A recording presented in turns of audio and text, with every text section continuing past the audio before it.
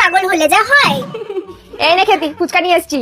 এইসবের আবার কি দরকার ছিল বলো তো? আরে এনেছি যখন খেয়ে নে, ধর। আচ্ছা দাও, খা না খা।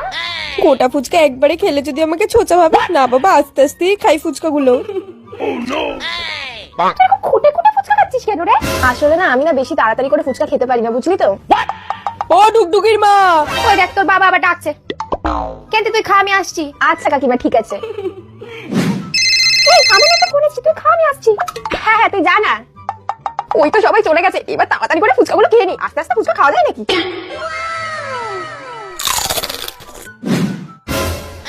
কি রে খেন্তি?